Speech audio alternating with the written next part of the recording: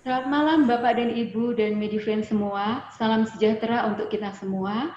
Selamat bergabung kembali pada acara live stream Medion. Pada hari ini Rabu 12 Agustus 2020, live stream Medion sudah memasuki edisi yang ke-12. Ini untuk ketiga kalinya kami tayang di malam hari dan bisa juga disaksikan di Facebook Medion. Untuk Bapak, Ibu, dan Medifriend yang kemarin belum sempat menyaksikan edisi-edisi sebelumnya, masih bisa menyaksikan melalui IGTV Medion.id.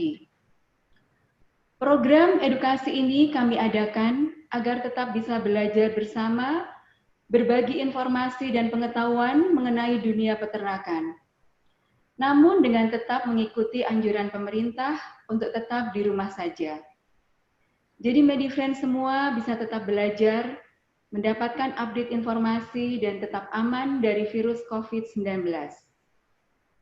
Hari ini saya, Dr. Hewan Christina Lilis Lestari Ningsih, dari Fakultas Kedokteran Hewan UGM, bersama dengan Dr. Hewan Astuti Cipardani. Beliau adalah Dr. Hewan di Technical Education Consultation PT Medion, alumni dari Fakultas Kedokteran Hewan Universitas Gadjah Mada. Pada malam ini kami berdua akan menyampaikan materi mengenai peternakan sapi, yaitu penyakit parasit pada sapi dan penanganannya. Sama seperti edisi-edisi sebelumnya, di sesi pertama kami berdua akan menyampaikan penjelasan mengenai topik utama. Kemudian nanti di sesi kedua kami akan mengulas atau menjawab pertanyaan-pertanyaan yang masuk dari Bapak Ibu sekalian. Untuk pertanyaan, bisa Bapak Ibu sekalian kirimkan melalui email ke cs@medion.co.id. Dan kami akan memilih 3 pertanyaan yang terbaik. Baiklah, Medifriend, Bapak Ibu sekalian, kita mulai acara malam ini. Kami persilahkan Dr. Hewan Astuti untuk menyampaikan topik mengenai penyakit parasit pada sapi dan penanganannya. Silakan Mbak Astuti.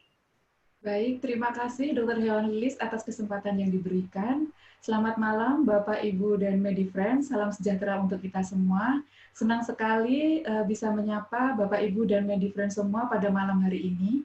Semoga Medifriend dalam keadaan sehat dan terus semangat untuk mengikuti live stream Medion. Baik, di kesempatan malam ini kita akan mengulas tentang penyakit parasit pada sapi dan penanganannya. Tentu penyakit parasit ini bukan hal yang asing lagi ya, Medifriend, untuk kita ulas karena memang kejadiannya di peternakan cukup tinggi dan jika sudah menyerang peternakan kita, kerugian yang ditimbulkan cukup tinggi juga. Baik, usaha beternak masih cukup menjanjikan untuk kita jalani saat ini. Data dari Kementan di tahun 2020, kebutuhan daging nasional itu sekitar 700.000 ton daging, namun di Indonesia baru bisa mencukupi sekitar 400.000 ton daging. Masih ada sekitar 300.000 ton daging yang bisa berpeluang untuk dijadikan media untuk beternak sekitar 1,7 juta ekor untuk menutup kebutuhan impor tersebut. Nah, namun dalam prakteknya saat beternak tak jarang mengalami kendala, terutama terkait pakan, kemudian tata laksana pemeliharaan, maupun adanya serangan penyakit. Nah, salah satu serangan penyakit yang merugikan dan kejadiannya sering terjadi yaitu penyakit parasit.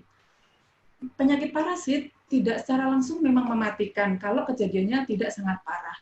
Namun kalau sudah menyerang, pasti akan menyebabkan kerugian ekonomi yang cukup besar. Misalnya penurunan berat badan, kemudian penurunan produksi susu, ini terutama pada sapi perah, kemudian penurunan kualitas daging, kulit maupun jeroan, dan menyebabkan penurunan produktivitas. Di sini kaitannya dengan reproduksi, misalkan yang seharusnya sapi tersebut calving interval atau jarak antar kelahirannya 1 tahun ini akan menjadi lebih panjang karena kalau misalkan sapi tersebut tidak sehat, kondisi badannya turun, akan menyebabkan status reproduksinya juga menurun. Nah, untuk bahasan kita pada malam hari ini, nanti akan ada penyakit cacingan, kemudian ada koksidiosis atau sering kita sebut dengan istilah berak darah, begitu ya Medifriend. ada penyakit miasis atau belatungan, kemudian ada juga penyakit skabies atau gudis atau gudik. Nah, untuk penyakit yang pertama, kita akan membahas tentang cacingan. Sudah tidak asing lagi untuk kita ya Medifriend, cacingan itu apa gitu ya, karena tidak hanya pada hewan saja, pada manusia cacingan pun juga menyerang. Nah, penyakit cacingan ini disebabkan adanya investasi cacing, baik di saluran pencernaan, pernafasan, hati, maupun di tubuh bagian tubuh yang lain. Nah, untuk prevalensi atau tingkat kejadiannya yang paling sering itu di saluran pencernaan dan hati. Untuk fakta di lapangan, ternyata kejadian cacingan ini cukup tinggi, sampai 88% dari hasil penelitian. Nah, di sini ada gambar di suatu pasaran gitu ya, kondisi sapinya sangat kurus. Ini karena sapi-sapi tersebut terserang cacingan. Nah, kemudian apa sih kerugian yang ditimbulkan kalau misalkan ternak kita terkena cacingan? Tadi sudah kita bahas di awal, ternyata kalau penyakit parasit itu banyak sekali kerugian yang ditimbulkan. Seperti penurunan berat badan, kemudian penurunan ADG atau average daily gain atau pertambahan bobot badan harian hingga mencapai 0,1 kg per hari. Padahal kalau misalkan bibit tersebut bagus, kita berikan pakan yang baik, kemudian dengan status kesehatan yang baik, untuk sapi lokal bisa mencapai 0,4 sampai 0,8, kemudian untuk sapi impor bisa lebih dari 0,9 bahkan sampai 1 kilo lebih per harinya. Kemudian kerugian berikutnya penurunan kualitas daging, kulit dan jeroan terutama untuk sapi potong, dan untuk sapi perah ini juga bisa menyebabkan penurunan produksi susu hingga 15%. Selain itu, juga dapat menyebabkan penurunan status reproduksi, tadi yang sudah kita bahas di awal, jarak antar kelahirannya juga akan semakin panjang, karena dari status kesehatan pun sudah jelas, tadi sapi yang terkena cacingan nanti bisa menyebabkan kurus, dan status reproduksinya juga akan terganggu. Kemudian kerugian yang berikutnya, ini yang tak kalah bahaya, bisa menular ke manusia atau bersifat zoonosis. Nah, untuk klasifikasi cacing, kita mengenal beberapa kelas ya, Medifriend. Ada kelas nematoda atau sering disebut dengan cacing gilik. Dari bentuknya sudah bisa kita lihat, bentuknya seperti gelang atau berbentuk gilik, begitu ya, Medifriend. Nah, ini contoh untuk gambar cacing gilik yang sering menyerang di sapi ada Toxocara vitolorum. Selain Toxocara vitolorum ini, di sapi juga sering terkena misalnya Esophagus-stomum, Bunostomum, seperti itu. Nah, kemudian untuk kelas yang berikutnya ada cacing trematoda atau sering disebut dengan cacing daun. Dari bentuk fisiknya bisa kita lihat ya Medifriend seperti daun, jadi pipih dan melebar begitu. Nah, yang sering menyerang sapi yaitu Fasciola gigantica. Selain Fasciola gigantica ada juga Fasciola hepatica, kemudian Paramphystomum. Nah, untuk kelas yang berikutnya ada Cestoda atau nama lainnya cacing pita. Dari bentuknya sudah bisa kita lihat, bentuknya seperti pita atau pipih gitu ya, dan bersegmen-segmen. Nah, untuk cacing yang sering menyerang sapi ada Taenia saginata. Selain itu ada juga Monyesia atau Echinococcus juga sering terjadi pada sapi. Nah, kita bahas satu-satu ya Medifriend. Yang pertama ada dari kelas nematoda, ada penyakit toxocariasis. Nah, ini penyakit cacing gilik yang sering menyerang di sapi. Ini untuk gambarnya dari Toxocara vitolorum yang sering menyerang sapi, bentuknya seperti gelang atau memang sering disebut juga dengan cacing gelang, ukurannya sekitar 25 sampai 30 cm, habitatnya di usus halus dan ini sering sekali menyerang pada anak sapi. Kenapa? Nah, nanti akan kita ulas di siklus hidup dari Toxocara ini. Nah, sapi yang tidak sengaja menelan telur cacing yang menempel pada rumput, nanti telur tersebut akan masuk ke saluran pencernaan, kemudian menetas, kemudian telur tersebut menjadi larva yang dari usus akan menembus, kemudian masuk ke pembuluh darah. Nah, ini akan bermigrasi atau berpindah menuju organ-organ vital atau organ-organ penting seperti paru-paru, hati, ginjal, kemudian ada jantung, ada plasenta, dan ada kelenjar mamai. Nah, dari sini untuk penularannya bisa secara vertikal atau diturunkan dari induk ke anak. biasanya pada sapi yang bunting tua atau menjelang kelahiran, nanti daya tahan tubuhnya akan menurun, kemudian adanya larva yang di dalam tubuh yang tadi istilahnya tidur begitu ya karena bersifat karir, karena daya tahan tubuh turun, nanti larva tersebut akan kembali aktif dan menginfeksi, terutama di plasenta dan di kelenjar mamai ini. Nah, dari situ maka akan diturunkan ke anaknya melalui plasenta tersebut atau melalui kolostrum yang diminum si pedet tersebut. Nah, kemudian larva tadi yang bermigrasi ke organ dalam nanti juga akan melanjut ke usus begitu ya, ke bagian usus dan akan melanjut menjadi cacing dewasa.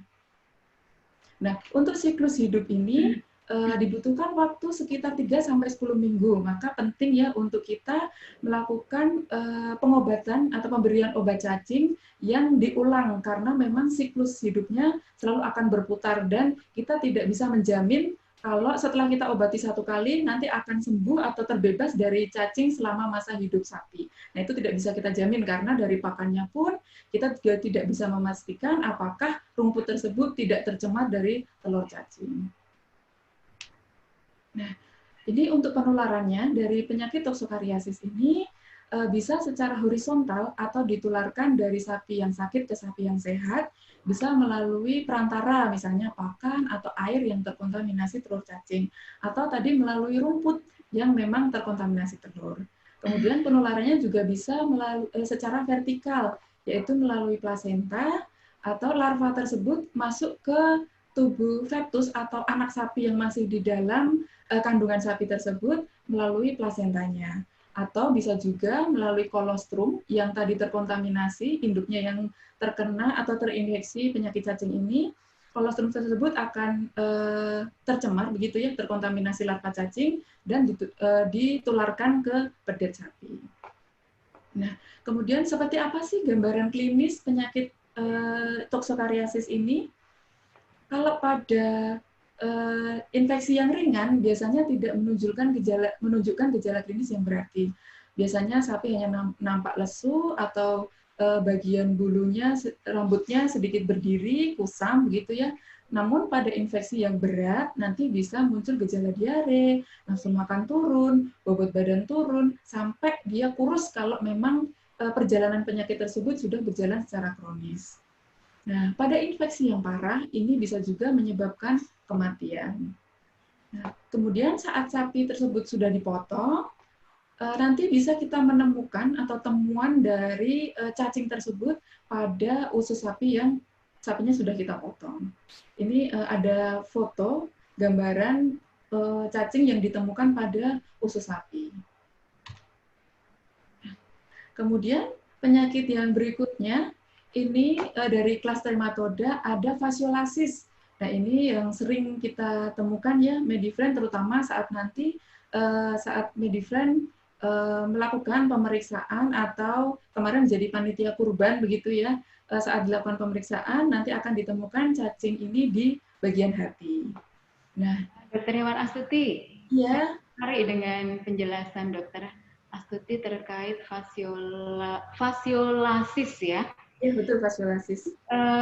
Waktu Hari Raya Kurban yang lalu, kita sempat jadi panitia untuk periksa postmortem ya, setelah sapi dimatikan, kemudian jeroannya dikeluarkan, dan kita lakukan pemeriksaan ini di bagian hatinya ya dokter ya. Nah, bagaimana sih kalau hati yang terkontaminasi atau terinvestasi adanya cacing hati ini, dampak ke manusia itu apa? Kenapa kok organ hati kemarin akhirnya diafkir dan nggak boleh dikonsumsi ya? Tapi sebelum Dr. Hewan Astuti jawab, saya akan menyapa dulu Medifriend yang baru bergabung. Selamat malam, selamat bergabung. Jika ada pertanyaan, silahkan mengirimkan melalui email ke cs@medion.co.id ya. Nah, Dr. Hewan Astuti, silahkan untuk dijelaskan dampak dari hati yang kena cacing tadi ya ke manusia. Iya, betul. Iya, terima kasih Dr. Lilis untuk pertanyaannya. Betul, untuk fasciolasis ini dia bersifat zoonosis. Jadi kita jika menemukan organ hati yang sudah terinfeksi cacing hati ini, sebaiknya untuk diafkir gitu. Namun untuk bagian organ yang lain itu masih bisa kita konsumsi. Jadi dagingnya aman untuk kita konsumsi, namun untuk bagian hati yang terinfeksi itu harus kita afkir karena bersifat zoonosis yang nanti bisa menular ke manusia. Oke, jadi harus diafkir ya. Kalau Betul. kan hati yang rusak, biasanya ditandai dengan apa ya dok ya? Iya, biasanya nanti dari permukaan hati kita bisa melihat adanya bungkul atau bentukan berwarna putih, begitu ya dok. Biasa kita sebut istilahnya kematian jaringan atau nekrosis. Itu saat kita raba, ada permukaan yang sedikit kasar atau mengeras, kemudian saat kita buka, kita incisi atau kita sayat, nanti akan ditemukan cacing di organ hati tersebut, terutama di saluran empedu atau di ductus gitu ya dok. Itu nanti kalau kita belah atau kita sayat nanti akan keluar cacing hati tersebut. Begitu. Ya, baik, saya lanjutkan. Nah, ini spesies cacing yang sering menginfeksi sapi kita. Untuk di Indonesia ini penyebabnya ada Fasciola gigantica, ini untuk yang gambarnya di B. Nah, untuk habitatnya ada di hati dan di saluran empedu. Nah, fasciolasis ini menyerang hampir semua umur, jadi bisa menyerang sapi muda maupun sapi yang siap panen, atau bahkan bisa juga menyerang ke indukan. Nah, untuk siklus hidup fasciolasis ini sapi yang terinfeksi nanti akan mengeluarkan telur cacing dari cacing hati ini. Kemudian dari telur cacing nanti akan melanjut siklus hidupnya menjadi larva. Nah, larva ini membutuhkan inang perantara gitu ya. Inang perantaranya adalah siput. Nah, di dalam tubuh siput nanti dari larva telur tadi akan melanjut gitu ya. Ini ada stadium sporokista, redia, serkaria. Ini stadium-stadium dari perkembangbiakan larva. Kemudian akan melanjut menjadi metaserkaria. Nah, larva inilah yang nanti akan menempel di rumput. Nah, rumput yang tercemar atau terkena metaserkaria dari larva cacing ini, apabila terkonsumsi atau termakan oleh sapi yang sehat, maka sapi tersebut juga akan terinfeksi. Nah, untuk siklus hidup ini rata-rata membutuhkan waktu sekitar 5 bulan. Jadi penting untuk kita melakukan pengulangan pemberian obat cacing minimal 3-4 bulan sekali. Nah, untuk cara penularannya, ini hanya secara horizontal saja, dari sapi sakit ke sapi yang sehat. Bisa melalui rumput yang tercemar, atau memang dari kotoran di kandang yang tidak sengaja gitu ya, tidak sengaja terkena air atau terkena pakan yang nanti bisa menginfeksi ke sapi yang sehat. Kemudian untuk gejala klinisnya, seperti apa kalau misalkan sapi kita terkena fasciolasis? Nah, pada kasus yang berat, ini bisa terjadi diare, kemudian lemas, pertumbuhan terhambat, penurunan produktivitas. Ini jelas ya kalau misalkan kaitannya dengan sapi potong, berarti nanti terkait dengan pertambahan bobot badan harian akan mengalami penurunan, atau dari segi reproduksi juga nanti akan berpengaruh dengan status kesehatan. Atau sapi yang kurus, nanti status reproduksinya juga akan lebih panjang. Nah, kemudian bisa juga menyebabkan anemia, ini akibat adanya kerusakan hati yang parah. Nah, saat kita melakukan pemeriksaan sapi yang sudah dipotong, kalau sapi tersebut terkena fasciolasis atau cacing hati, kita akan menemukan cacing yang pada sayatan-sayatan hati, terutama kalau misalkan infeksinya yang parah, sebelum kita sayat pun organ hati ini sudah mengalami perubahan, yang sebelumnya warnanya merah hati atau merah bata seperti ini. Kalau misalkan dia ada infeksi, nanti akan berubah menjadi lebih pucat atau adanya bagian yang mengalami kematian jaringan atau berwarna putih seperti itu. Nah, ini pada infeksi yang parah di bagian saluran empedu, ini banyak sekali ditemukan cacing. Kemudian ini juga pada infeksi yang parah, banyak sekali ditemukan cacing di bagian hati, selain di saluran empedunya. Nah, Ini kemudian kita lanjutkan untuk cacing yang berikutnya ada dari kelas Testoda.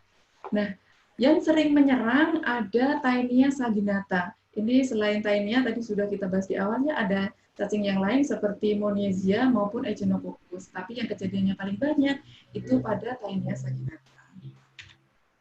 Nah, untuk Taenia saginata ini itu merupakan cacing dewasanya. Namun yang menginfeksi sapi itu adalah larva dari cacing Taenia saginata yang kita sebut dengan Cysticercus bovis.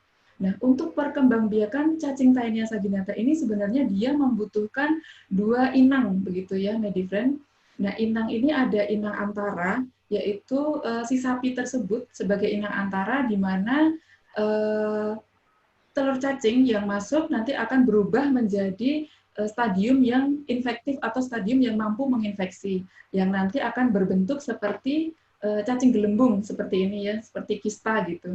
Nah, untuk selain inang antara, ada juga inang definitif atau inang yang dibutuhkan untuk dia berkembang sampai dengan dewasa. Itu adalah manusia. Jadi penyakit ini bersifat zoonosis karena menyerang sapi dan juga menyerang manusia. Nah, pada sapi akan ditemukan Cysticercus bovis ini di bagian otot atau daging sapi, terutama di bagian bawah lidah begitu ya, atau di bagian sayatan pipi biasanya kita akan menemukan di sana. Nah, untuk ukurannya memang sangat kecil, sekitar 0,1 cm saja. Kalau misalkan infeksinya parah, nanti akan kita temukan titik-titik putih yang sangat banyak. Nah, untuk cacing dewasanya, ini habitatnya di usus manusia. Jadi kita perlu sangat hati-hati kalau misalkan mengkonsumsi daging sapi yang sebelumnya terinfeksi Cysticercus bovis ini. Perlu kita olah dengan cara masak yang benar, yaitu di atas suhu 60 derajat Celcius, sehingga Cysticercus tersebut sudah mati dulu. Nah, ini untuk siklus hidupnya. Sapi yang menelan telur cacing yang terkontaminasi pada pakannya, nanti telur tersebut akan menetas begitu ya. Kemudian embrionya atau larvanya begitu istilah yang lebih mudahnya, nanti akan menembus dinding usus, kemudian masuk ke pembuluh darah. Nah, nanti akan masuk ke otot dan di dalam otot tersebut membentuk larva yang disebut dengan Cysticercus bovis. Nah, otot tersebut yang mengandung Cysticercus bovis tersebut, jika dikonsumsi ke manusia dengan cara masak yang tidak tepat, begitu ya, kurang benar, di bawah suhu 60 derajat, nanti akan bisa menginfeksi ke manusia. Maka kita penting untuk memperhatikan cara memasak daging sapi ya, Medifriend semuanya. Biasanya kalau cara memasak yang kurang matang, itu dengan pengolahan misalkan dibikin sate, atau dibikin asap. Nah, itu biasanya tingkat kematangannya yang tidak sempurna. Nah, ini untuk gejala klinisnya, pada kasus yang ringan memang tidak terlihat gejala klinis yang khas atau perubahan yang sangat berarti begitu ya. Namun kalau misalkan kita meriksa lebih jeli lagi, nanti di bagian kulit atau otot, terutama pada lidah gitu ya. Kalau lidah kita periksa, bisa ditemukan adanya benjolan Cysticercus berwarna putih, bintik-bintik putih seperti itu. Nah, kalau misalnya kita lakukan bedah atau pemeriksaan sapi yang sudah dipotong, pada dagingnya nanti bisa ditemukan bintik-bintik putih seperti ini, Medifriend. Nah, ini merupakan Cysticercus bovis pada daging sapi. Ini kalau misalnya kita zoom, akan nampak lebih besar. Nah, untuk mendiagnosa penyakit cacingan, selain dari gejala klinis, kita juga bisa melakukan uji laboratorium. Kalau misalkan kita lihat dari gejala klinis, itu hanya pada infeksi yang berat yang bisa menunjukkan gejala klinis yang khas. Kalau misalkan infeksinya hanya ringan, jarang sekali muncul gejala klinis. Biasanya sapinya hanya nampak lesu, kemudian rambutnya kusam, rambut berdiri, seperti itu. Namun gejala tersebut masih gejala yang umum begitu ya, Medifriend, jadi tidak menciri ke penyakit cacingan. Nah, untuk memastikan apakah ternak kita terkena cacingan apa tidak, bisa dilakukan uji laboratorium. Nah, uji ini bisa dilakukan baik pada gejala yang ringan maupun gejala yang parah, atau pada sapi yang sebenarnya nampak sehat-sehat saja. Jadi untuk kita melakukan pemeriksaan apakah sapi kita yang sehat ini benar-benar terbebas dari infeksi cacingan. Nah, untuk pemeriksaan, ya. Jadi mungkin tidak semua peternak atau orang-orang yang pelihara sapi mengetahui di mana kita bisa memeriksakan uji lab ya. Nah, kemudian kalau dilihat dari tingkat kepentingannya, menurut saya penyakit cacingan pada sapi ini berbahaya juga buat manusia karena tadi bisa menular ya dari sapi ke manusia, berdampak terhadap kesehatan manusia. Nah, kemudian penyakit ini juga tidak menimbulkan gejala klinis yang jelas kalau infeksinya masih ringan. Betul seperti itu ya. Nah, di manakah peternak bisa melakukan uji lab tadi? Kemudian sampel apa yang harus diujikan? Oh, baik.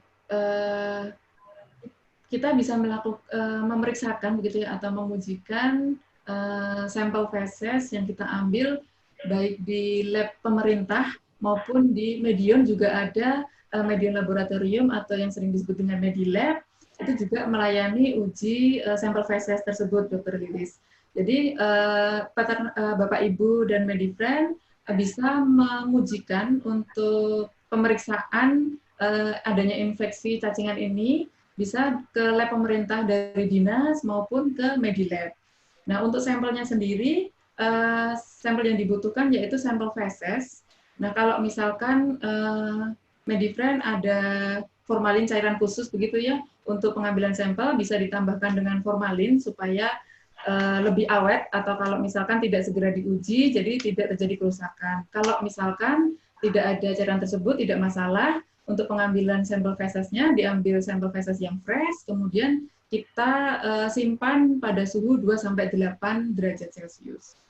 Begitu, Dr. Lilis? Oke, terima kasih penjelasannya ya. Ya, betul.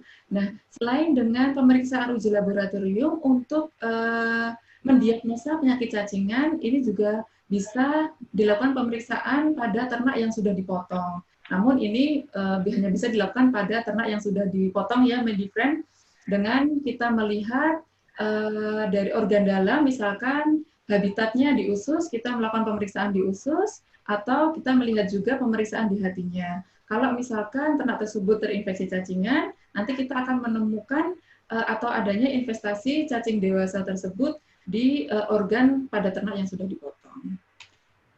Nah, untuk penanganan dan pencegahannya, yang perlu kita lakukan, yang pertama tentu kita harus memberikan obat cacing. Nah, untuk obat cacing ini karena tadi siklus hidup cacing ada yang sekitar 3 bulan, ada yang sampai 5 bulan. Nah, ini penting bagi kita untuk melakukan pengulangan, karena tidak ada yang bisa menjamin kalau ternak kita akan terbebas dari adanya infeksi cacingan ini. Nah, untuk produk-produk yang bisa Medifriend gunakan, di sini ada Wormzole bolus, ada Wormectin injeksi, ada Wormectin plus, ada juga Nemasol. Nah, ini ada contohnya, ada obat cacing yang berspektrum luas gitu ya, Medifriend.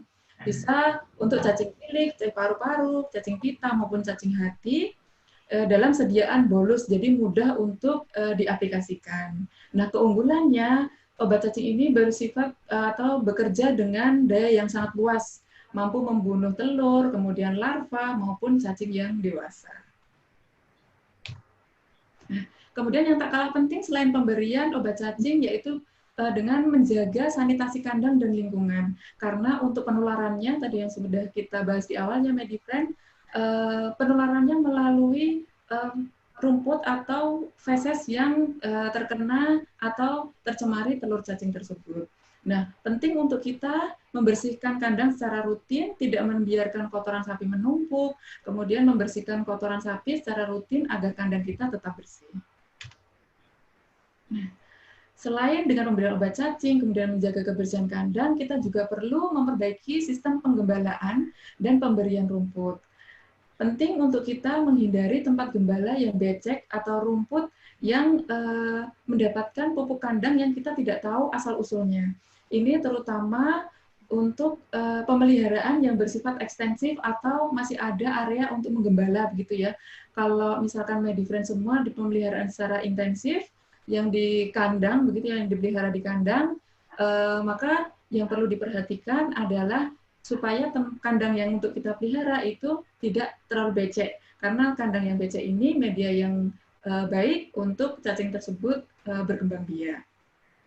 Kemudian tidak mengembalakan sapi terlalu pagi dan pemotongan rumput di atas permukaan air. Nah, ini kaitannya dengan tadi cacing hati pada metaserkaria yang akan menginfeksi sapi, yang dia akan menularkan penyakit cacing hati, itu biasanya akan berada pada permukaan rumput itu di pagi hari. Kalau misalkan terik matahari sudah mulai bersinar, metaserkaria tersebut akan turun. Dan di sini penting untuk kita mengembalakan kalau sudah sinar matahari sudah mulai naik. Jadi metaserkarian juga sudah turun sehingga ternak kita terhindar dari penyakit cacingan. Kemudian menggunakan tempat penggembalaan secara bergilir. Ini yang kaitannya tadi dengan pemeliharaan yang ekstensif. Jadi perlu area pengembalaan yang dipindah-pindahkan, karena kalau misalkan di situ terus, nanti akan berputar di situ saja penyakit tersebut. Nah, kemudian yang penting lagi menghindari pemberian rumput yang segar. Ini biasanya rumput yang segar masih banyak tertempel, misalkan metaserkaria atau siput tadi yang sebagai inang antara. Nah, kalau misalkan kita layukan dulu, nanti akan terlepas gitu ya. Harapannya saat diberikan ke sapi sudah tidak tercemar adanya telur cacing atau inang antara tersebut. Nah, kemudian yang penting lagi yaitu mengendalikan populasi inang antara, yaitu siput tadi yang berperan sebagai perantara penyakit cacing hati. Nah, untuk penanganan dan pencegahan yang bisa kita lakukan dengan memberikan vitamin gitu ya. Ini tujuannya untuk meningkatkan daya tahan tubuh sehingga dia lebih tahan terhadap adanya serangan penyakit, termasuk untuk penyakit cacingan. Nah, penting untuk kita melakukan monitoring telur dan larva cacing. Kita lakukan secara rutin, biasa dilakukan setiap 2-3 bulan sekali. Tadi seperti yang sudah disampaikan Dr. Lilis, kita bisa melakukan di mana, bisa di lab pemerintah atau di dinas, atau bisa juga di Medilab. Nah, tujuan dari pemeriksaan telur cacing ini, nanti kita bisa menginfeksi apakah sapi kita yang terlihat baik-baik saja, itu terbebas dari cacingan, atau memang sedang terinfeksi cacingan. Kemudian yang berikutnya kita juga bisa menentukan obat cacing yang pas, karena kita bisa mengetahui ternak kita terinfeksi cacing jenis apa. Nah, ya kita lanjut ke penyakit yang berikutnya ya, Medifriend. Untuk penyakit parasit yang kedua ada koksidiosis atau sering disebut dengan berak darah. Oh iya, untuk Medifriend yang baru gabung ya, selamat bergabung di live stream Medion. Nanti jika Medifriend mau ada pertanyaan, boleh dikirimkan ke email cs@medion.co.id. Baik, saya lanjutkan. Nah, untuk penyakit berak darah ini merupakan penyakit parasit di saluran pencernaan yang disebabkan oleh protozoa. Nah, kerugiannya apa sih kalau misalkan ternak kita terkena koksidiosis? Bisa menurunkan berat badan hingga 15%, kemudian menghambat pertumbuhan, jelas ya ternak kita nanti menjadi kurus, biaya kesehatan meningkat, jelas ini kita keluarkan untuk menambah pengobatan. Nah, untuk angka kesakitan, ternak kita yang terserang koksidiosis bisa mencapai 15%, dan kematian juga bisa sampai 20% kalau tidak segera dilakukan pengobatan. Nah, untuk koksidiosis ini gejalanya cukup khas, yaitu adanya feses berdarah, begitu ya. Fesesnya berwarna merah kecoklatan atau sampai dengan merah yang segar. Nah, untuk penyebabnya sendiri, koksidiosis atau berak darah ini disebabkan oleh protozoa dari genus Emeria. Nah, ini dominan menyerang pada sapi muda umur 3 minggu sampai 1 tahun, karena memang daya tahan tubuh sapi muda belum seoptimal pada sapi yang dewasa. Nah, untuk spesies yang patogen atau yang menginfeksi ternak kita, ada Emeria bovis, ada Emeria zuerni, maupun Emeria alabamensis. Untuk masa inkubasinya, untuk Emeria bovis dan Zweermia ini cukup panjang, sekitar 16-23 hari. Nah, kalau untuk Emeria alabamensis, ini cukup pendek ya, Medifriend kurang dari 1 minggu, hanya 3-4 hari. Nah, tadi saya mau menyebutkan masa inkubasi. Sebenarnya masa inkubasi itu apa sih? Nah, masa inkubasi ini waktu yang dibutuhkan dari si protozoa ini mulai masuk atau menginfeksi, kemudian muncul gejala klinis. Nah, itu waktu yang disebut dengan masa inkubasi. Nah, untuk penularannya, berak darah ini hanya secara horizontal saja. Nah, horizontal ini berarti dari ternak yang sakit ke ternak yang sehat. Nah, sapi yang terinfeksi koksidiosis nanti ookista atau telur dari si Emeria ini akan keluar bersama feses, kemudian akan berubah menjadi ookista yang infektif atau yang mampu menginfeksi, yang nanti akan tidak sengaja tertelan atau termakan pada sapi yang sehat. Nah, sapi yang sehat ini nanti akan terinfeksi atau tertular. Nah, untuk faktor predisposisi atau faktor yang memicu terjadinya penyakit berak darah ini, dari sapinya sendiri, ini rentan pada umur 3 minggu sampai 1 tahun.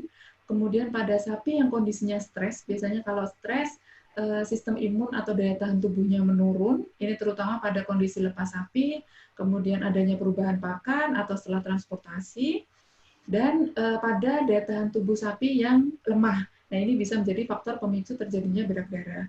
Nah, dari segi lingkungan, ini manajemen pemeliharaan yang kurang baik atau kebersihan kandang yang buruk seperti itu ya Medifriend. Kemudian kepadatan yang tinggi ini akan memicu terjadinya koksidiosis juga karena di situ akan menumpuk kotoran hewan gitu ya dari sapi kita sehingga akan mempermudah terjadinya penularan. Kemudian mencampur sapi yang baru datang dengan sapi yang sudah kita pelihara tanpa kita melihat bagaimana status sapi yang baru datang tersebut apakah dalam kondisi sehat atau dalam kondisi yang sakit. Nah, kemudian adanya perubahan cuaca yang ekstrim, ini yang akan mempengaruhi daya tahan tubuh sapi, juga kurangnya pencahayaan atau kurang sinar matahari, sehingga kandang tersebut lembab, merupakan media yang pas untuk Emeria ini berkembang biak.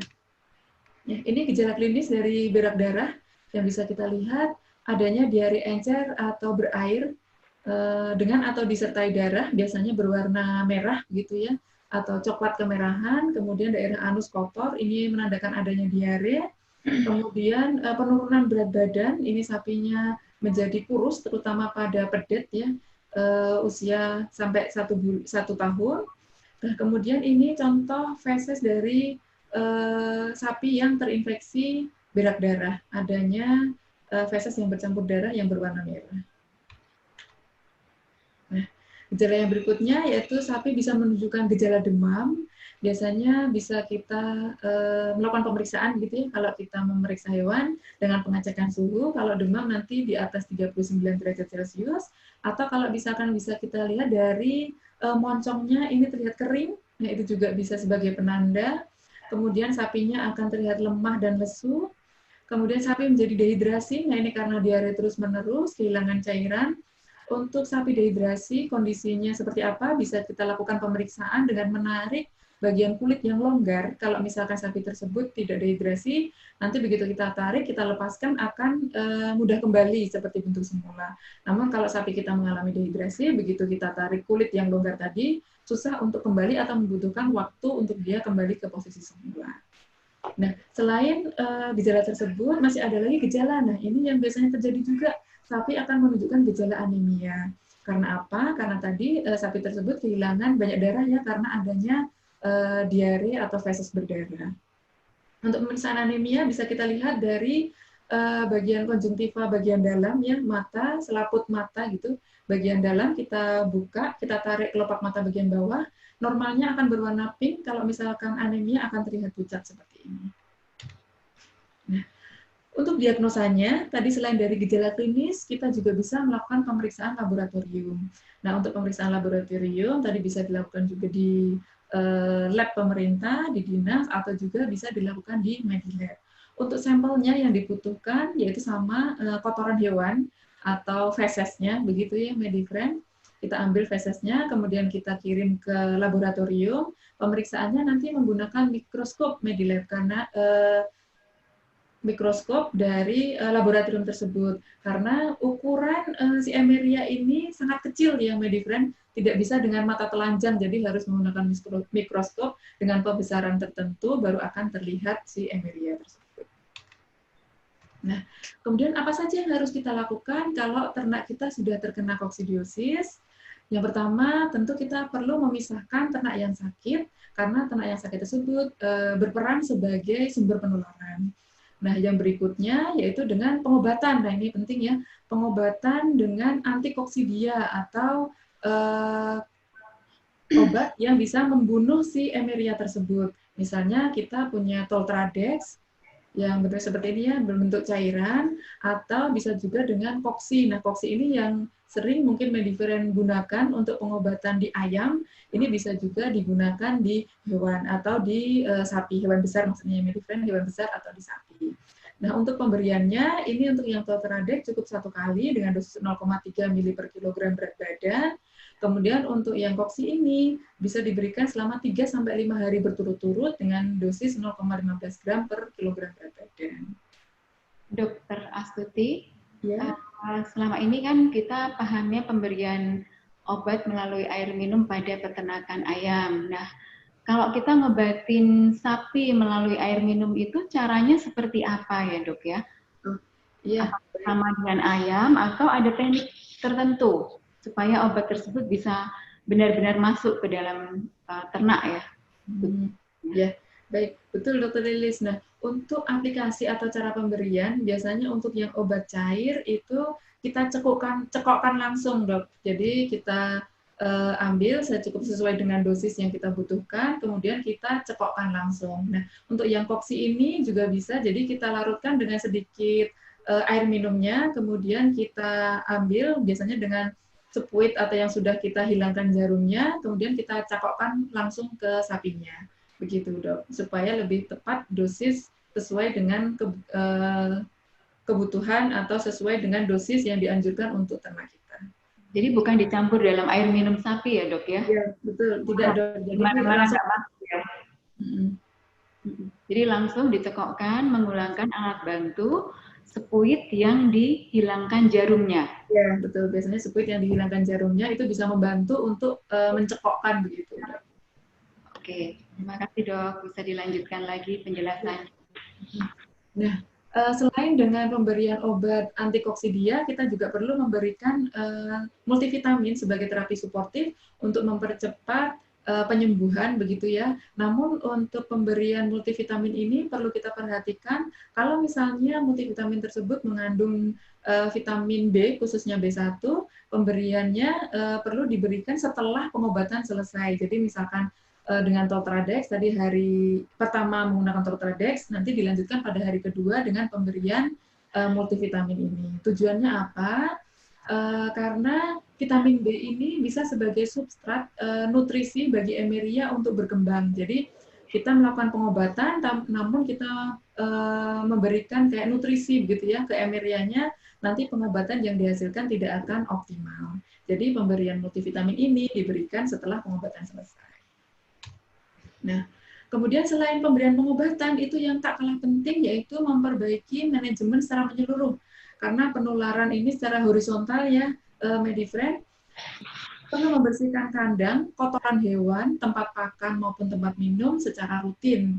Kemudian mengatur juga kepadatan kandang yang tidak terlalu padat supaya penularan ini tidak langsung berjalan begitu cepat ya. Perlu kita atur kepadatannya untuk mencegah penularan dan membersihkan kandang itu perlu kita lakukan secara rutin. Biasanya bisa dilakukan setiap hari atau kalau misalkan memang tidak bisa dilakukan setiap hari, biasanya dalam 1 minggu bisa 2-3 kali pembersihan. Dan yang tak kalah penting itu kalau misalkan kita ada kedatangan sapi yang baru datang, sapi baru, begitu, perlu kita karantina terlebih dahulu, kita pisahkan, kita lihat bagaimana status kesehatannya. Kalau misalkan sapi tersebut sehat, selama 14 hari hasilnya baik untuk kita lakukan pemeriksaan, bisa kita campur dengan ternak yang lain. Nah, untuk pencegahannya, apa yang bisa kita lakukan supaya ternak kita terbebas dari penyakit berak darah ini? Tentu kita menjaga kebersihan dan sanitasi kandang ya, jadi friend semuanya. Kemudian membersihkan saluran pembuangan feses atau kotoran hewan, ini yang penting kita lakukan. Nah, bisa juga dilakukan pengapuran saat kandang kosong, begitu ya. Pemberian kapur ini bersifat panas, jadi bisa membunuh Emeria atau protozoa penyebab berak darah tersebut. Dan yang tidak kalah penting, kita perlu meningkatkan daya tahan tubuh untuk menjaga kesehatan dengan memberikan multivitamin secara rutin supaya daya tahan tubuh ternak tetap terjaga, misalnya dengan pemberian vitamin A, D, E flex injeksi atau vitamin B kompleks bolus, atau bisa juga dengan injeksi vitamin B kompleks. Nah, yang tidak kalah penting juga kita perlu menjaga kesehatan sapi terutama untuk penyakit cacingan ya, Medifriend. Jadi kita harus sudah menjadwalkan pemberian obat cacing secara rutin ke ternak kita dengan pemberian obat cacing misalnya Wormzole, Vermizin SBK, Wormectin injeksi, dan dilakukan pengulangan setiap 3-4 bulan sekali. Nah, untuk penyakit parasit yang berikutnya, ini ada miasis, ya Medifriend, atau bahasa sederhananya belatungan. Nah, belatungan itu apa? Ini adanya investasi larva lalat ke dalam jaringan hewan dan memakan jaringan inangnya. Nah, penyebabnya apa dari miasis atau belatungan ini? Yaitu adanya larva lalat, terutama lalat Chrysomia. Nah, lalat betina yang meletakkan kumpulan telurnya di tepi luka, kemudian telur-telur tersebut nanti akan menetas dan menjadi larva.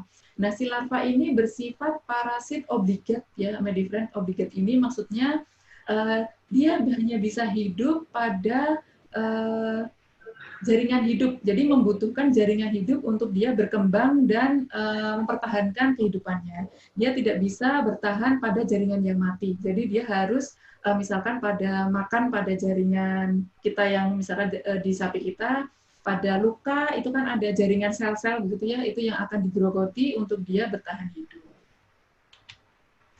Nah, untuk cara penularannya ini hanya secara horizontal saja melalui lalat betina Chrysomia benziana.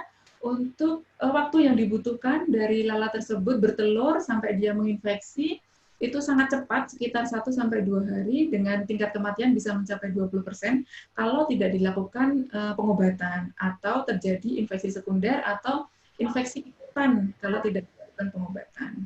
Nah, kemudian dari faktor pendukung terjadinya penyakit tersebut, ini ada musim pancaroba atau musim di mana lalat berkembang biak sangat banyak, kemudian kebersihan kandang yang kurang baik, begitu sehingga populasi lalat di kandang cukup banyak, kemudian luka yang tidak segera dilakukan pengobatan, gitu ya, luka yang basah, ini akan memicu lalat untuk hinggap sehingga dia bertelur dan telur tersebut akan berkembang di larva. Nah, pada luka-luka seperti induk setelah melahirkan, kemudian daerah pusar pedat yang masih basah saat lahir, atau pada telinga setelah pemasangan eartag, atau moncong setelah pembuatan lubang hidung, nah itu luka-luka yang terbuka, itu merupakan suasana yang nyaman untuk si lalat hinggap dan bertelur, kemudian telur tersebut menetas menjadi larva. Nah, untuk gejala klinisnya ini cukup khas, karena akan nampak adanya luka yang terbuka, kemudian kalau luka tersebut kita buka, kita periksa lebih dalam, akan ditemukan adanya larva-larva lalat tersebut. Nah, ini adanya larva lalat yang sudah kita temukan, ya kita ambil, wujudnya seperti ini. Nah, kalau misalkan sapi kita sudah terkena belatungan ini, apa yang bisa kita lakukan? Yang penting adalah melakukan pengobatan dengan obat miasis. Ini bisa dengan zat aktif diclofenthion misalnya, kemudian membersihkan kandang secara rutin karena lalat ini akan suka di daerah-daerah yang kotor. Nah, yang tak kalah penting dengan mengendalikan lalat di sekitar kandang. Misalnya kita menggunakan flytalk atau larvatalk. Nah, untuk pencegahannya, supaya ternak kita terhindar dari belatungan, pada luka yang kita temukan begitu, segera kita lakukan pengobatan supaya luka tersebut cepat kering. Kemudian pada induk yang melahirkan atau pedat yang baru lahir atau setelah pemasangan eartag, itu sebaiknya langsung kita lakukan penanganan supaya luka tersebut cepat kering sehingga tidak menarik lalat untuk hinggap. Dan yang terpenting adalah mengendalikan lalat di sekitar kandang kita. Penyakit yang berikutnya ada skabies atau gudikan, begitu ya Medifriend, atau sering kita dengar dengan istilah kudis. Nah, penyakit ini disebabkan oleh tungau. Tungau ini sangat kecil, penyebabnya adalah Sarcoptes scabiei. Sangat kecil, tidak bisa dilihat dengan kasat mata. Jadi pemeriksaannya juga perlu dilakukan dengan mikroskop, begitu ya Medifriend. Nah, skabies atau gudikan ini menular ke manusia. Jadi kita perlu berhati-hati kalau misalkan kita setelah berkunjung ke farm gitu ya, berinteraksi dengan ternak kita, kita perlu mencuci tangan kita, membersihkan diri agar tidak tertular penyakit rabies ini. Nah, kerugiannya apa sih kalau misalkan ternak kita sudah terkena gudikan? Akan menyebabkan turunnya produksi daging karena ternak tersebut merasa tidak nyaman, kemudian nafsu makan turun, ini juga akan berpengaruh ke produksi dagingnya. Kemudian turunnya kualitas kulit jelas karena skabies gudikan ini menyerang di bagian kulit, kemudian turunnya efisiensi pakan dan meningkatkan biaya pengobatan. Ini jelas ya Medifriend karena kita perlu mengeluarkan cost yang lebih atau biaya yang lebih untuk melakukan pengobatan. Nah, ini untuk gambar penyebabnya ya dari Sarcoptes scabiei. Bentuknya sangat kecil, ini dengan pengamatan mikroskop. Nah, untuk penyakit ini menyerang di semua umur, namun terutama pada ternak yang muda. Nah, untuk faktor predisposisi atau pendukung terjadinya penyakit, ini area kandang yang kotor gitu ya, Medifriend. Jadi area pekandangan yang kotor ini akan memicu dari pertumbuhan atau perkembangbiakan dari si parasit ini. Kemudian kondisi kulit dari ternak kita yang dia kekurangan vitamin A, itu biasanya juga akan lebih mudah terserang terkena skabies ini. Pada ternak kita yang kekurangan vitamin A, nanti kulit ini akan lebih mudah terinfeksi, begitu ya, terutama penyakit parasit ini. Nah, kemudian kelembapan yang tinggi di kulit, nah ini biasanya yang pada area kandang yang kurang sinar matahari, kemudian ternak area kandang lembab dan ternak juga merasa lembab atau bulu yang panjang, nah ini juga akan memicu terjadinya gudik atau skabies ini. Nah, untuk penularannya hanya secara horizontal saja, yaitu kontak langsung antara hewan yang sakit dengan hewan yang sehat, atau tidak langsung melalui media-media perantara ya, misalkan material yang tercemar adanya tungau Sarcoptes ini. Nah, ini untuk gejala klinisnya bisa kita lihat ya, Medifriend. Di sini di bagian kulit akan ditemukan adanya keropeng di sekitar mata, ini yang terkena skabies. Nah, kalau misalkan kita mau melakukan pemeriksaan, nah kaitannya dengan diagnosa, kita perlu mengerok gitu ya, mengerok bagian kulit yang kita curigai tersebut, kemudian kita oleskan ke objek les begitu ya, atau nanti bisa dikerok kemudian disimpan pada tub begitu yang nanti bisa dikirimkan ke laboratorium. Nanti akan dilakukan pemeriksaan dengan mikroskop untuk melihat apakah ternak kita ini terinfeksi skabies atau tidak. Nah, kalau misalkan ternak kita terlanjur sakit, apa yang bisa kita lakukan? Tentu kita perlu memisahkan ternak yang sakit tersebut dari ternak yang sehat karena akan berperan sebagai media penular. Kemudian perlu kita lakukan pengobatan untuk membunuh tungau. Ini bisa kita berikan Wormectin plus atau Wormectin plus bolus, atau bisa juga dengan Wormectin injeksi. Nah, kemudian kita juga perlu menjaga kebersihan kandang dengan menyemprotkan anti-ektoparasit, misalnya dengan Delatrin. Nah, mungkin ini tidak asing lagi ya, Medifriend sudah banyak yang menggunakan. Kita ada produk Wormectin injeksi, ini bisa untuk membasmi parasit luar seperti tadi tungau, dan bisa juga untuk parasit dalam yaitu cacingan. Nah, kita juga ada Wormectin plus dan Wormectin plus bolus. Ini sama untuk zat aktifnya dari Wormectin injeksi dengan adanya penambahan klorsulon, jadi untuk Wormectin Plus ini bisa juga sekaligus untuk cacing hati. Jadi kalau misalkan Medifriend ternyata ternaknya terinfeksi cacingan dan juga adanya ektoparasit, bisa langsung diberikan obat Wormectin ini. Namun kalau misalkan Medifriend semuanya kesulitan atau memang kita untuk melakukan injeksi perlu dari tenaga ahli ya, tenaga medis yang sudah terlatih. Jadi untuk melakukan injeksi nanti bisa menghubungi dari tenaga medis yang terdekat dari wilayah Medifriend. Nah, untuk pencegahannya tadi setelah kalau misalkan kita melakukan pengobatan ya, kalau ternak kita terkena skabies ini, kemudian tindakan apa yang bisa kita lakukan untuk mencegah dan mengendalikan dari skabies ini? Nah, yang perlu kita lakukan adalah tidak memperjualbelikan ternak yang menderita skabies, karena sama saja ini kita menyebarkan penyakit yang Medifriend ke wilayah yang lain. Kemudian menghindari hewan lain yang juga berperan sebagai host pest untuk penyakit skabies ini, dan melakukan karantina ternak yang baru datang. Nah, ini penting, biasanya karantina perlu dilakukan minimal selama 14 hari untuk kita melihat apakah ternak tersebut benar-benar sehat untuk kita gabungkan dengan ternak yang sudah ada di kandang kita. Kemudian perlu juga menjaga kebersihan dan semprot kandang secara rutin dengan desinfektan dan anti ektoparasit. Nah, baik Medifriend sudah sampai di kesimpulan dari pemaparan tadi, ternyata penyakit parasit baik yang disebabkan endoparasit maupun ektoparasit dapat mengakibatkan kerugian yang cukup tinggi gitu ya bagi kita sebagai peternak. Kemudian perlu upaya pencegahan yang dilakukan dengan praktek manajemen pemeliharaan dan pakan yang baik, serta manajemen kesehatan yang optimal. Sehingga dengan kondisi tersebut, ternak kita akan lebih sehat dan produktif, sehingga keuntungan yang akan kita peroleh sebagai peternak akan maksimal. Begitu, Dr. Lilis, ulasan yang bisa kita bahas pada sesi hari ini. Ya, terima kasih banyak Dr. Hewan Astuti atas penjabarannya, sangat jelas sekali. Jadi Bapak Ibu sekalian dan rekan-rekan Medifriend, peternakan sapi itu kesehatannya juga harus kita jaga. Karena apa? Karena tadi bahwa ada beberapa penyakit yang bisa zoonosis. Zoonosis itu yang bisa menular ke manusia dan dampaknya akan mengganggu kesehatan manusia.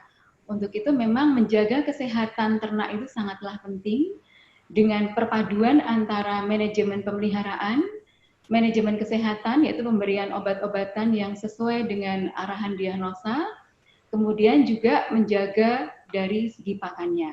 Ya, baiklah Bapak Ibu dan Medifriend sekalian, tadi penjelasan sudah kami berikan.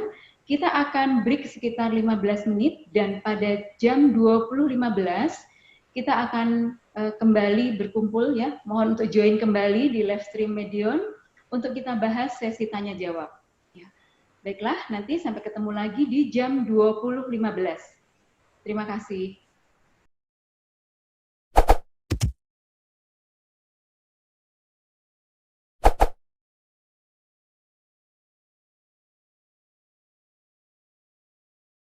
Oke, Bapak dan Ibu dan Medifriend semua, selamat bergabung kembali bersama kami di live stream Medion sesi tanya jawab.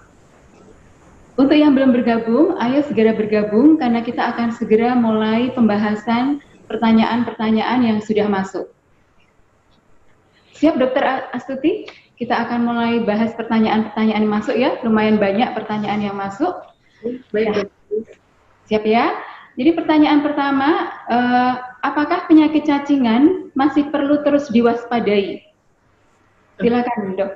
Baik, ya. Terima kasih Dr. Lilis. Nah, untuk penyakit cacingan memang perlu kita waspadai terus-menerus dari data penelitian, baik yang dilakukan dari lembaga pemerintah maupun dari universitas, itu menunjukkan prevalensinya masih cukup tinggi, dan kejadiannya pun di lapangan juga masih sering kita temukan. Itu makanya kenapa penyakit cacingan ini terus untuk diwaspadai. Nah, pemeliharaan yang masih sederhana begitu ya, Medifriend, biasanya ternak dibiarkan untuk mencari rumput sendiri, itu juga sebagai pemicu atau faktor pendukung terjadinya cacingan ini. Nah, untuk itu kenapa penting bagi kita terus melakukan atau melakukan pencegahan dengan pemberian obat cacing secara rutin dan dilakukan pengulangan karena memang kejadiannya masih cukup tinggi. Begitu, Dr. Lilis? Oke, ini mungkin juga kaitannya penyakit cacingan pada sapi tadi bisa zoonosis ya Dok Astuti ya? Betul. Karena bisa zoonosis, jadi kesehatan atau pencegahan terhadap kasus cacingan pada sapi ini harus kita lakukan dengan ketat ya Dok ya? Ya, betul Dr. Lilis. Dan pada infeksi yang ringan, jarang sekali ternak kita menunjukkan gejala klinis begitu ya Dok. Kalau infeksinya sudah parah, baru ternak kita akan menunjukkan gejala. Nah dari sini yang mungkin biasanya kita sebagai peternak terlalai begitu ya untuk melakukan pengobatan karena sapinya terlihat baik-baik saja. Padahal di situ ternak kita sedang terinfeksi cacingan begitu. Nah, untuk ini kita perlu melakukan tindakan atau pemberian obat cacing secara rutin sebagai upaya pencegahan dan pengendalian. Begitu? Obat cacing yang dianjurkan itu mulai diberikan pada ternak umur berapa dan harus diulang setiap berapa bulan, Dok? Iya, biasanya bisa diberikan dari pedet usia 1 bulan dan diulang setiap 3-4 bulan, Dok, secara terus-menerus. Sampai ternak tersebut dipotong, biasanya nanti obat cacing akan ada waktu henti obat sebelum ternak tersebut dipotong. Oke, jadi pengulangan obat cacing ini mengikuti siklus hidup dari cacing dari mulai telur menjadi dewasa ya Dok ya? Betul Dokter. Harus pulang 3 atau 4 bulan sekali tadi berdasarkan siklus hidup itu ya? Ya. Oke, baiklah. Kita lanjutkan untuk pertanyaan yang berikutnya. Ini masih terkait dengan cacingan ya Dok ya. Jadi kami urutkan dulu pertanyaan-pertanyaan yang masuk, yang mirip-mirip kita bahas bareng ya, supaya berurutan gitu ya. Nah, berikutnya adalah bagaimana membedakan sapi yang cacingan atau tidak, karena secara klinis kan agak sulit dibedakan ya. Nah, itu caranya bagaimana Dok ya? Ya, baik Dok. Tadi sempatnya kita sudah ulas di awal ya Medifriend, untuk infeksi cacingan ini memang jarang sekali menunjukkan gejala kalau infeksi tersebut berjalan secara ringan. Pada infeksi yang ringan biasanya sapi hanya menunjukkan gejala lesu, kemudian bulu kusam, bulu berdiri. Namun pada infeksi yang berat nanti bisa muncul gejala seperti diare, kemudian anemia, atau misalnya dia yang lesu karena kondisi tersebut sudah sangat parah gitu ya. Nah, namun pada infeksi yang ringan tidak menunjukkan gejala signifikan yang bisa kita lihat. Nah, untuk memastikan memang perlu dilakukan uji laboratorium Medifriend. Seperti tadi yang sudah kita ulas di awal dan tadi juga ditanyakan Bu Lilis, kalau misalkan kita mengirimkan atau melakukan uji laboratorium, apa yang harus kita ambil, pengirimannya seperti apa, supaya mengetahui apakah ternak kita ini terkena infeksi cacingan atau tidak. Namun secara kasat mata pada infeksi yang ringan memang agak sulit untuk kita melihatnya. Gitu, Dok. Oke. Jadi kalau bisa ada pengujian atau pemeriksaan uji lab secara rutin ya Dok ya? Iya, betul Dr. Lilis. Menghubungi ke Dinas Peternakan setempat atau menghubungi tenaga lapangan Medion ya? Iya, betul. Kita menghubungi kedua tempat tersebut, nanti sampel yang diambil adalah sampel kotoran ternak, kotoran hewan, betul. Yang masih segar, seperti ya, itu. Betul. Segar, ada formalin dicampur dengan formalin, kalau nggak ada cukup diwadahin botol yang bersih, kemudian simpan di suhu 2-8 derajat Celcius. Iya, betul ya. Nah, penting untuk kita melakukan pemeriksaan uji feses ini secara rutin juga, Dok. Jadi bisa kita jadwalkan setiap 2-3 bulan sekali untuk melihat apakah memang sapi yang kita pelihara tersebut meskipun kondisinya baik-baik saja, apakah benar-benar sehat atau terinfeksi cacingan. Nah, untuk pemeriksaan rutin ini selain untuk mengetahui status kesehatan dari ternak kita, juga bisa untuk menentukan waktu yang tepat untuk pengulangan pemberian obat cacing, Dokter Lilis. Jadi, misalkan dari hasilnya ternyata cacingan, maka perlu kita segera lakukan pemberian obat cacing meskipun tadi yang kita programkan 3-4 bulan, tapi ternyata dari hasil 2 bulan sudah ditemukan telur cacing, maka perlu segera kita lakukan pengulangan pemberian obat cacing. Bisa juga selain untuk menentukan waktu pengulangan, dari hasil pemeriksaan kita juga bisa menentukan obat cacing yang lebih sesuai, begitu Dok. Lebih sesuai obat cacing yang akan kita pilih sesuai dengan cacing yang menginfeksi. Atau sebenarnya juga bisa kita pilih obat cacing yang spektrumnya luas yang mampu membunuh semua jenis cacing. Obat cacing spektrum luas tadi apa ya Dok? Mungkin bisa diulang lagi? Ya, baik Dok. Untuk spektrum luas kita bisa menggunakan Bomzol bolus, bisa untuk cacing pita, cacing gilik maupun cacing hati.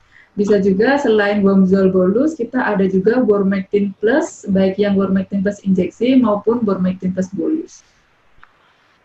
Oke, baik. Kita lanjutkan pertanyaan yang keempat. Nah, bagaimana cara mengatasi sapi yang kurus karena cacingan? Tadi kan Dokter Astuti sudah menjelaskan dari awal tentang dampak cacingan, pentingnya kita pencegahan cacingan karena bisa zoonosis ke manusia. Kemudian ada contoh obatnya. Nah, ini kalau ayam ya. Kalau sapinya sudah terlanjur kena cacing, apa yang bisa peternak lakukan? Iya. Baik, terima kasih untuk pertanyaannya. Tadi ada ditanyakan kalau gimana sih cara menangani sapi yang kurus karena cacingan.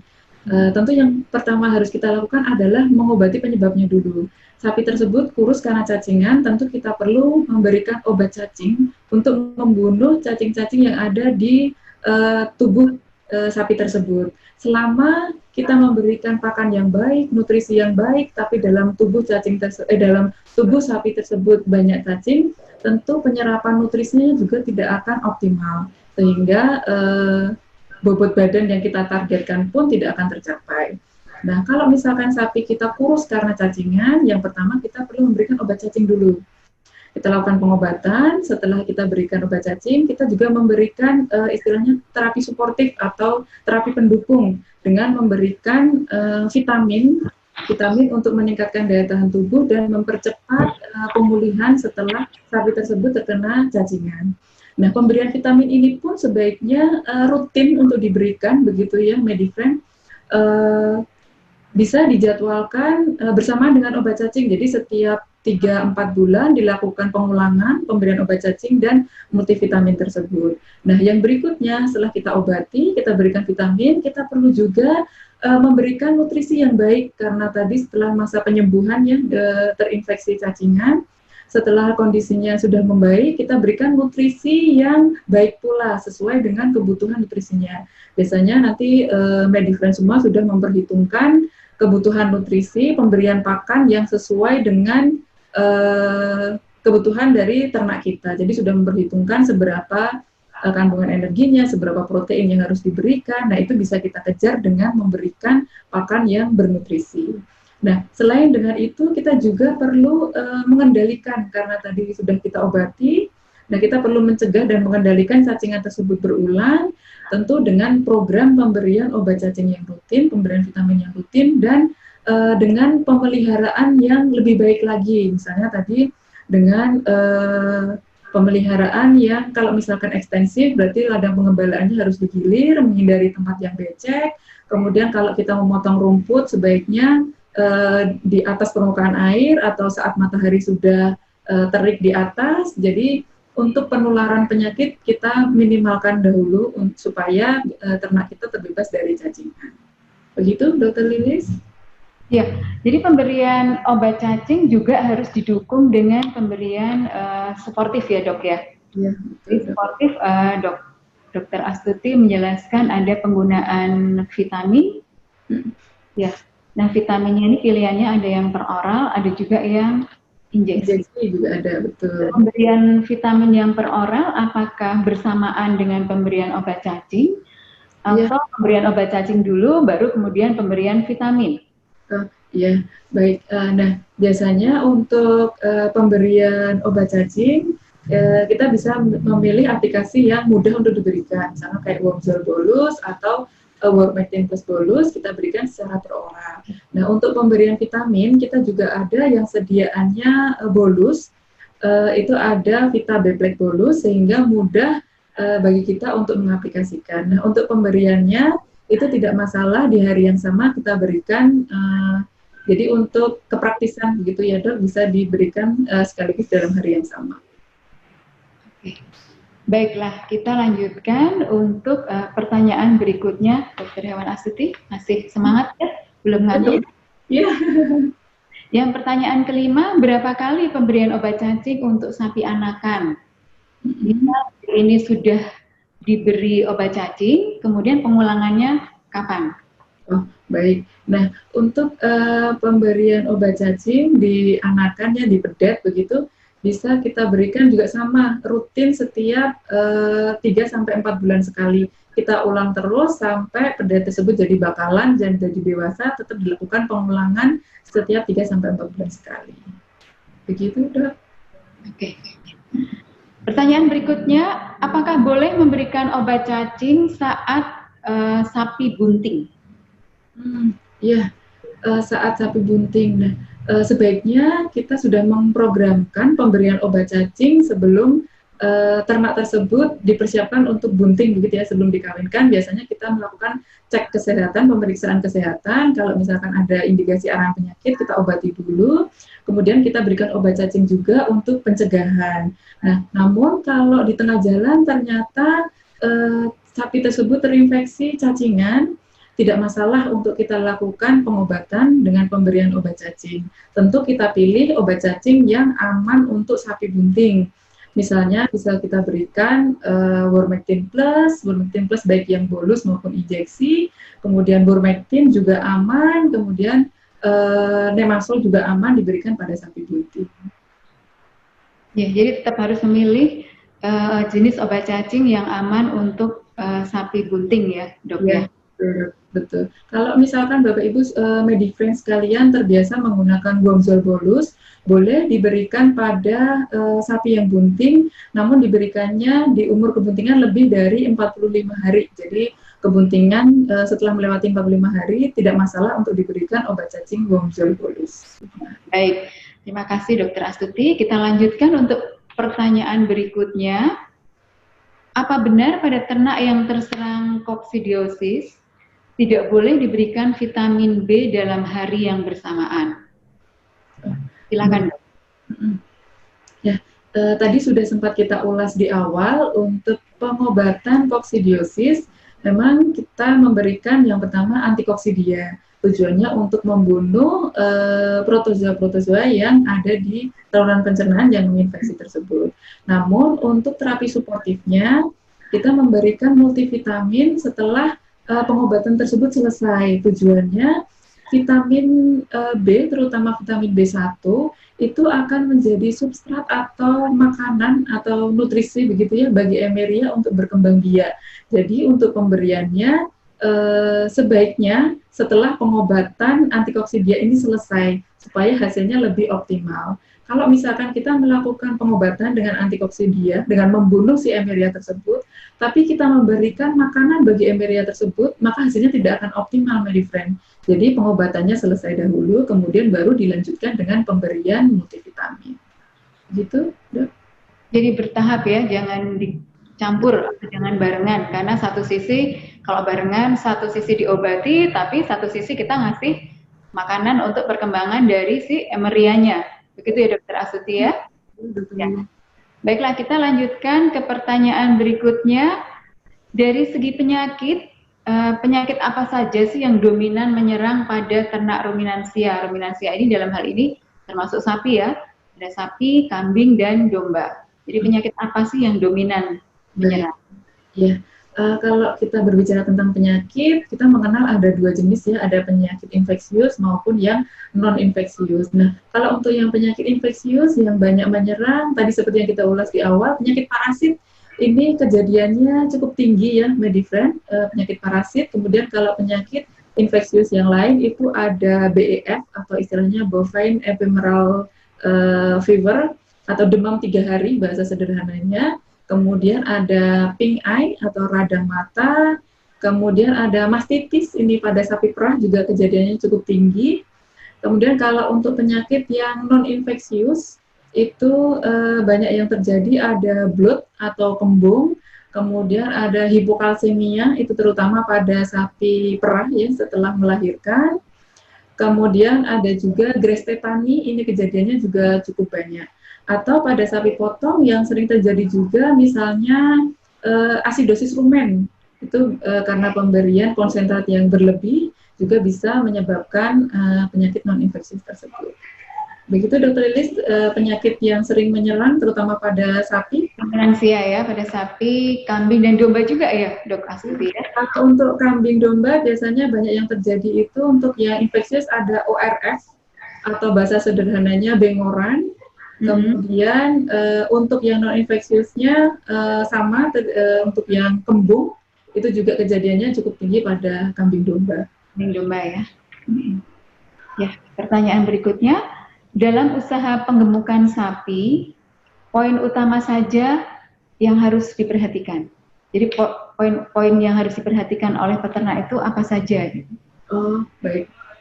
Dalam pemeliharaan sapi tentu yang pertama kita saat memulai beternak pasti memilih bibit yang baik ya, Medipen. Bibit yang baik, dengan bibit yang baik ini harapannya dengan kita memelihara dengan pemberian manajemen pakan yang baik dan manajemen pemeliharaan baik, nanti hasilnya akan optimal. Nah, biasanya untuk pemilihan bibit, kurus tidak masalah, tapi yang penting sehat.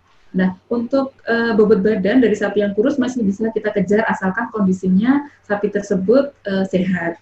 Kemudian yang berikutnya, selain dari bibit, dari manajemen pemeliharaan. Nah, dari kita sendiri memberikan pemeliharaan yang baik, yang optimal dengan pemberian pakan dengan nutrisi yang baik, tentu akan menghasilkan ternak yang optimal juga, sehingga memberikan keuntungan yang baik.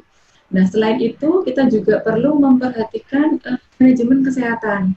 Nah, kalau misalkan kita pengennya memelihara semuanya dalam kondisi yang normal dan baik-baik saja begitu ya, ternaknya sehat, tidak terserang penyakit. Nah, kalau sudah terserang penyakit, kerugian yang akan ditimbulkan akan cukup besar ya, Medipen. Jadi manajemen kesehatan atau cara kita memelihara kesehatan itu juga perlu diperhatikan. Kira-kira begitu Dr. Lilis, jadi dari pemilihan bibit, dari manajemen pemeliharaan yang kita terapkan, kemudian dari manajemen pemeliharaan ini termasuk pakan dan manajemen kesehatan. Oke, kalau manajemen kesehatan untuk sapi potong dok ya, mungkin Dokter Astuti bisa memberikan contoh, misalnya mulai umur berapa sih diberikan vitamin atau obat, gitu dok? Bisa diberikan contohnya? Baik dok, nah biasanya yang rutin untuk kita berikan untuk menjaga kondisi atau daya tahan tubuh sapi kita tetap baik dengan pemberian multivitamin. Nah multivitamin ini bisa diberikan dari umur sapi 1 bulan, kemudian untuk pengulangannya bisa sekitar 3-4 bulan, sama seperti waktu kita memberikan obat cacing. Jadi saat kita menjadwalkan pemberian obat cacing dan vitamin ini bisa dalam satu waktu sekaligus dengan pengulangan yang secara rutin 3-4 bulan secara terus-menerus. Nah selain itu dari pemberian pakan ini juga kita perhatikan nutrisinya sesuai dengan kebutuhan sapi kita. Nah, dari sini bisa juga kita tambahkan premix atau pakan tambahan begitu ya, zat tambahan dalam pakan untuk mengoptimalkan pertumbuhan dari atau pertumbuhan daging dari ternak kita. Begitu, Dr. Lilis. Medion mempunyai ini nggak, apa membuat panduan atau program pemeliharaan untuk sapi? Oh, ya. Ada panduan ya dok ya? Iya, betul. Nah, kita sudah ada program atau panduan pemeliharaan kesehatan. Nanti jika Medifriend menginginkan, bisa menghubungi personel kita yang ada di seluruh Indonesia, di setiap cabang, atau misalkan nanti Medifriend menginginkan, bisa menuliskan atau mengirimkan email juga ya kali dok ya? Ya, cs@medion.co.id. Nanti kami kirimkan contoh program pemeliharaan kesehatannya. Program pemeliharaannya untuk sapi potong atau sapi perah, Dok? Saat ini kita ada sapi potong, Dok. Ya, sapi potong dan kambing domba ya ada. Kambing domba ya, oke. Jadi Medifriends sekalian, bagi yang berminat atau bagi yang membutuhkan program pemeliharaan kesehatan sapi potong dan kambing domba, silahkan untuk menuliskan email ya ke email tadi, email cs@medion.co.id, atau kalau yang sudah kenal dengan tenaga lapangan Medion, silahkan hubungi mereka ya, mereka akan bantu untuk mengirimkan dalam bentuk cetak maupun bisa juga dikirimkan dalam bentuk softfile melalui email ya Dok Astuti ya? Betul Dokter Lilis. Ya, baiklah, kita masih ada waktu, kita akan bahas, masih ada pertanyaan juga yang masuk ke kita. Pertanyaan berikutnya yaitu untuk penambah nafsu makan, kalau membuat sendiri bahannya apa saja yang mudah dicari di daerah saya. Nah, daerah sayanya ini tadi belum ada penjelasannya ya. Mungkin Dokter Astuti bisa menjelaskan secara umum. Iya, baik. Iya. Nah, untuk pakan biasanya kita akan menyesuaikan di area kita ketersediaannya seperti apa. Nah, pakan sendiri yang diutamakan adalah ketersediaannya selalu ada dan terus-menerus, sehingga kita tidak kesulitan untuk kontinuitasnya atau ketersediaannya sampai masa yang akan datang itu akan tetap ada. Nah, biasanya kan kalau untuk sapi potong ini ada konsentrat, ada juga hijauan. Nah, untuk yang hijauan, ini kita bisa menggunakan rumput yang memang sengaja ditanam, atau bisa juga menggunakan limbah. Yang penting, tadi yang saya sampaikan di awal, ketersediaannya terus-menerus ada. Nah, untuk konsentrat, ini bisa diperoleh misalkan dari area yang terdekat dari Medifriends semua ya, yang nutrisinya biasanya sudah disesuaikan dengan kebutuhan dari ternak kita. Nah, kalau misalkan Medifriends pengen mengetahui kandungan pakannya atau meramu sendiri, pakannya apakah sudah sesuai dengan kebutuhan nutrisi, bisa dilakukan uji pakan begitu ya. Uji pakan apakah kandungannya sudah sesuai dengan kebutuhan ternak kita, bisa di uji laboratoriumkan begitu ya, Dokter Lilis, untuk mengetahui apakah nutrisinya sesuai dengan kebutuhan ternak kita. Uji laboratoriumnya tadi bisa juga ke lab dinas peternakan atau ke labnya Medion. Ya, nah kalau untuk uji pakan bisa menghubungi mungkin di beberapa dinas, ada yang menyediakan, ada juga yang tidak. Kalau misalkan mau memeriksakan pakan tersebut ke Medilab juga bisa, dengan uji pakan juga bisa dilayani. Begitu, Dok. Sampel ujinya berupa apa, Dok? Nah, biasanya untuk yang kita layani saat ini di Medilab dengan sampelnya pakan konsentrat, bisa nanti menghubungi personil kami yang ada di cabang terdekat dari wilayah Medifriends. Nanti bisa dikirimkan ke kantor cabang, nanti kantor cabang yang akan menghubungkan ke pusat untuk mengirim untuk pemeriksaannya, pemeriksaan pakan tersebut seperti apa. Begitu, Dokter Lilis? Oke. Ya, tadi penjelasan sudah sangat komplit ya, sudah sangat banyak. Di beberapa pertanyaan yang masuk sudah kami jawab semua. Kita masih ada waktu, Dok. Jadi mungkin Dokter Astuti kalau berkenan bisa mengulangi kembali penjelasan tentang siklus hidup cacing. Karena tadi saya rada tertarik tentang siklus hidup cacing itu ternyata ada peran hewan lain ya, Dok ya? Iya, betul. Siklus hidup cacing, fasiola tadi ya. Fasiola ini karena dari pengalaman kita memeriksa hewan korban, itu ada beberapa yang sering kita temukan ya, Dok ya? Yeah. Yang masih awal, Dok, tentang fasiola. Baik. Ya. Dan tadi kan dokter jelaskan di situ bahwa penularannya itu secara horizontal. Jadi horizontal itu adalah penularan dari sapi sakit ke sapi yang sehat ya. Nah, dokter bisa ini jelasin lagi siklus hidup ini, Dok.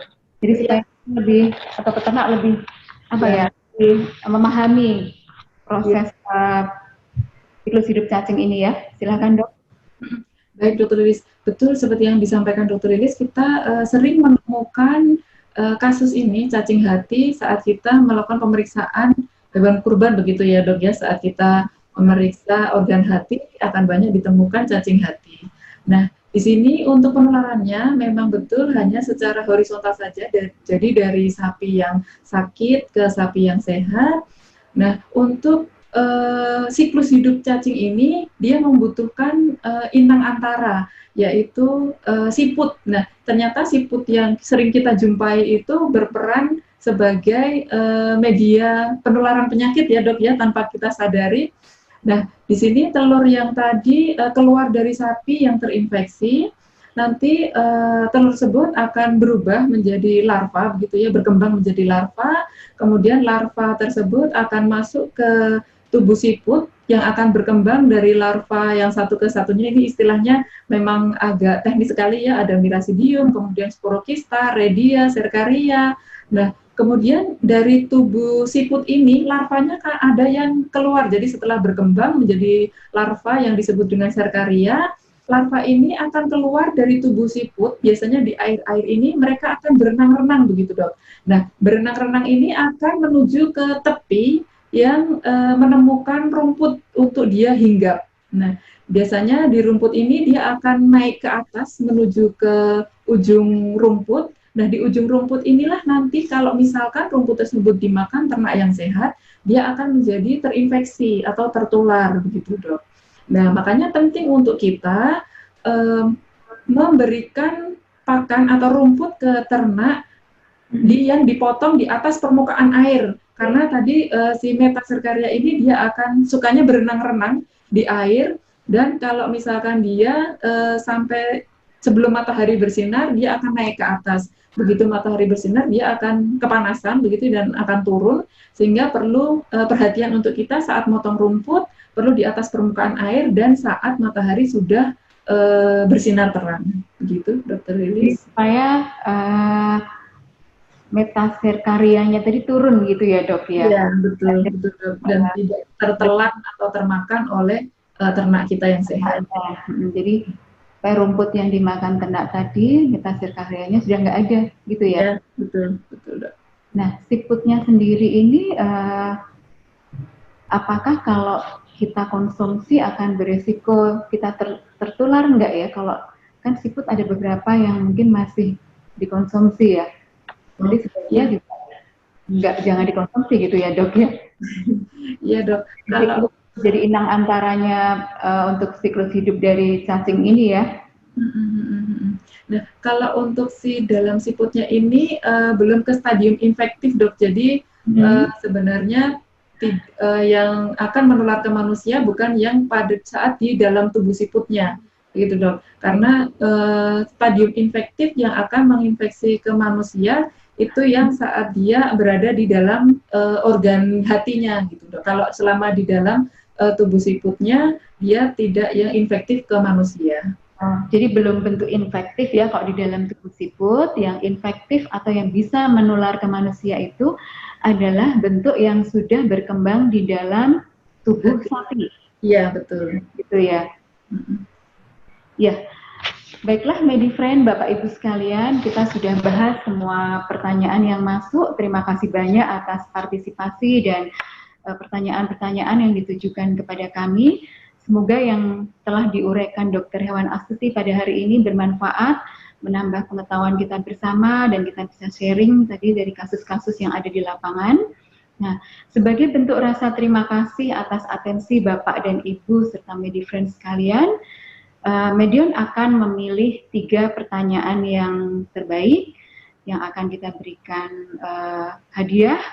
Pemenang akan diumumkan via IG Story. Jadi jangan lupa untuk follow medion.id dan jangan lupa juga subscribe website kami di www.medion.co.id.